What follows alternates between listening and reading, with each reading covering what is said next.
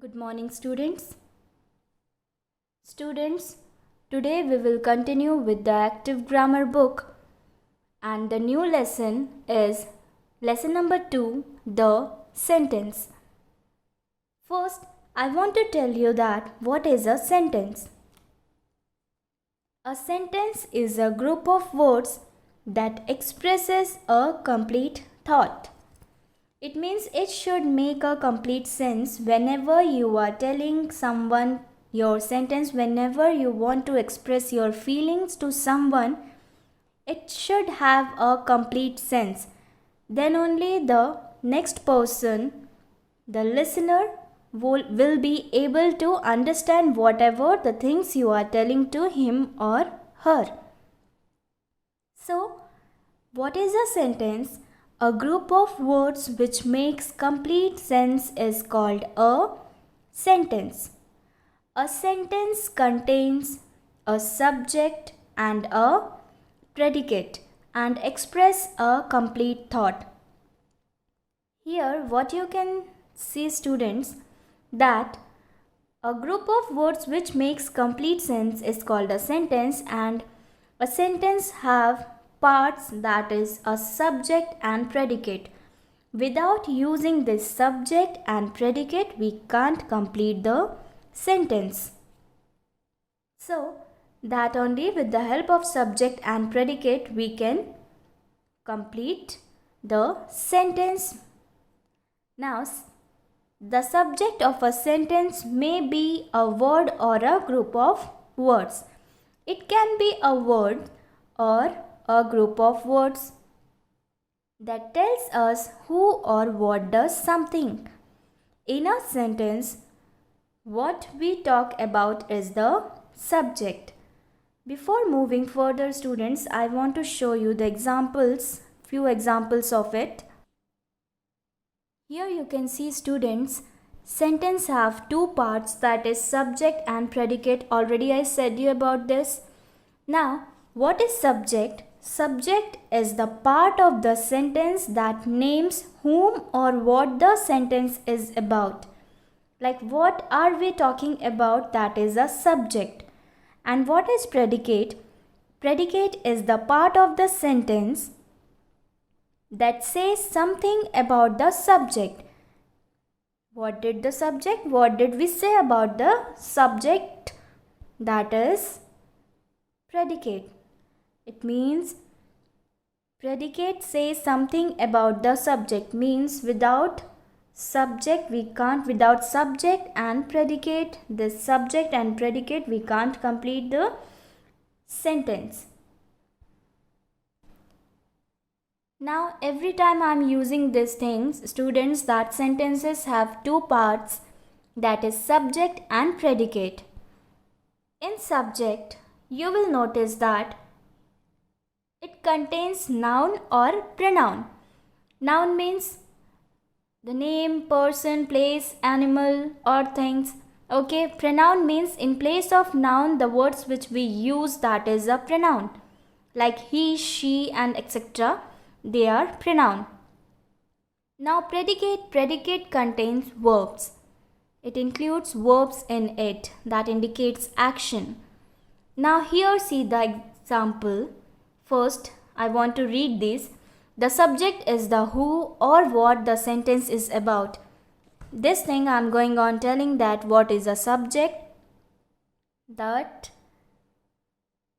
subject is the part of the sentence that names whom or what the sentence is about, and the predicate is what? That says something about the subject. Now here we have examples that contain subject and predicate in a sentence. Like here you can see two parts, a sentence formed in two parts. Here the big green frog is a subject and the rest all are predicate, like jumped across the log. My sweet grandmother wore a blue dress. The old shack blew over in the wind. Now, after that, students, I want to tell you this book example. What is the examples given over here? The sun rises in the east. The sun rises in the east. Here the subject is what? The subject is the sun. Now what is the predicate here? It is given. First we have learned that subject, what we talk about is the subject, and what is predicate? The part of the sentence which says something about the subject is called the predicate. The part of the sentence which says something about the subject is called the predicate. It may speak about the subject or an action of the subject. Means without subject we can't complete the sentence, and that too we want predicate to complete the sentence. So here what we have seen in this example, that the sun rises in the east. The sun over here is the subject, and the rest all, that is rises in the east, is the predicate. Okay.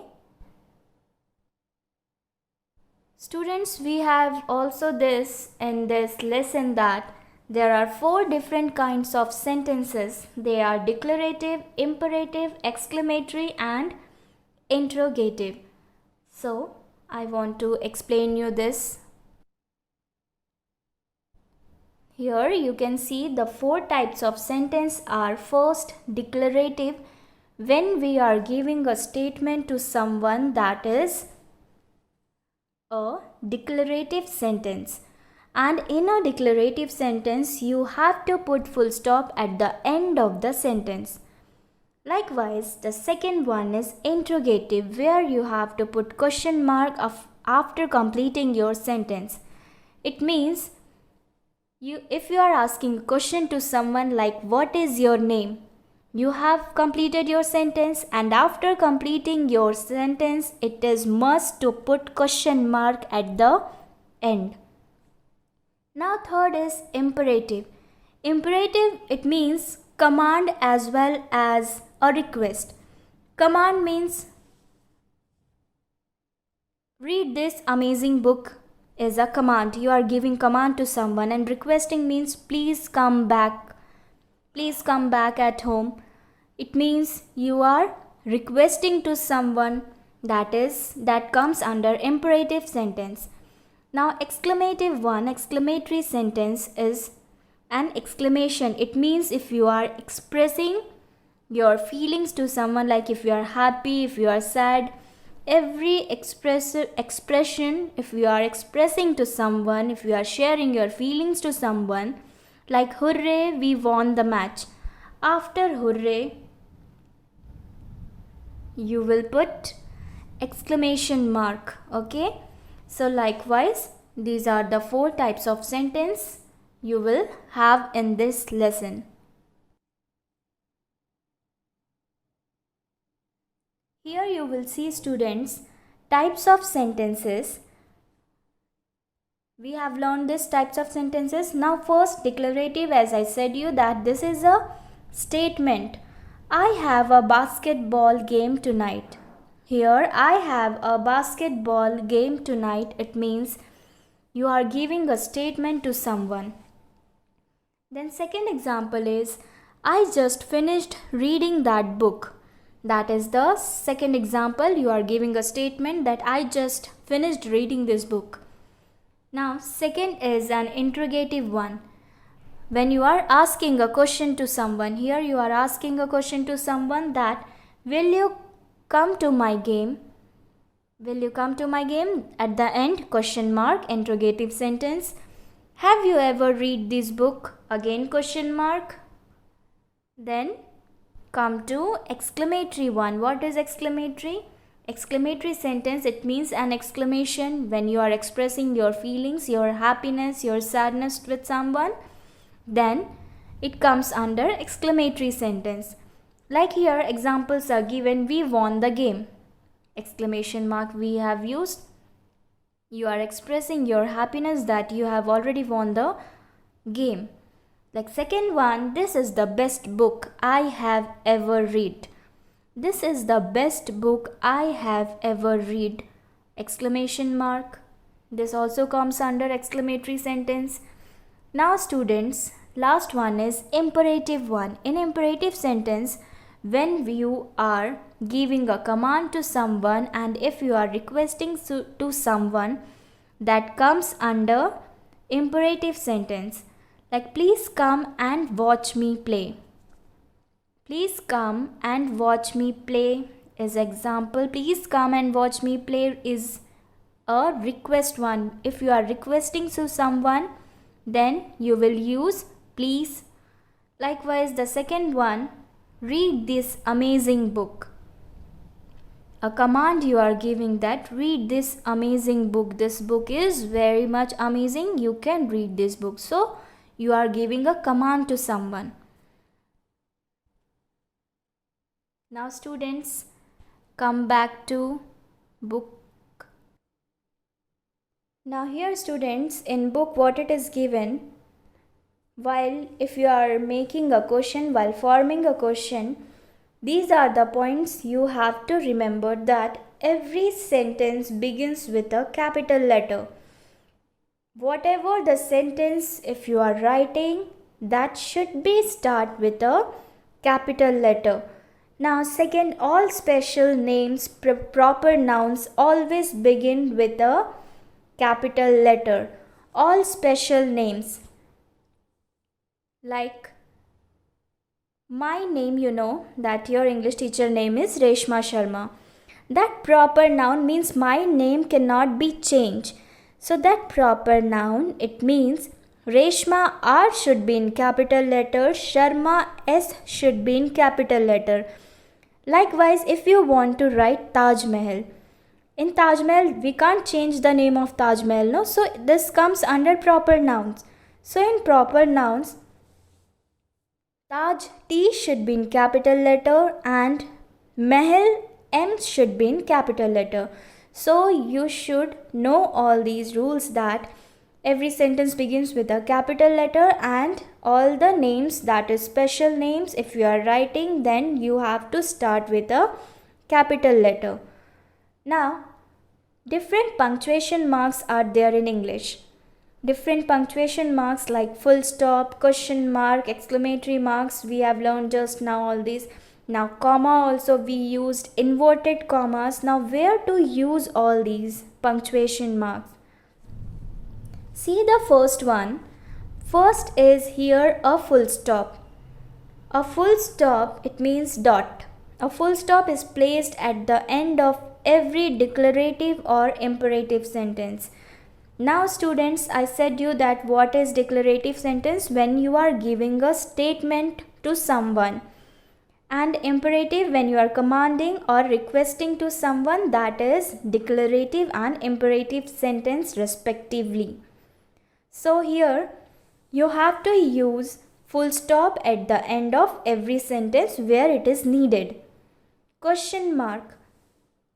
If you are asking a question to someone like what is your name, I have given this example, what is your name?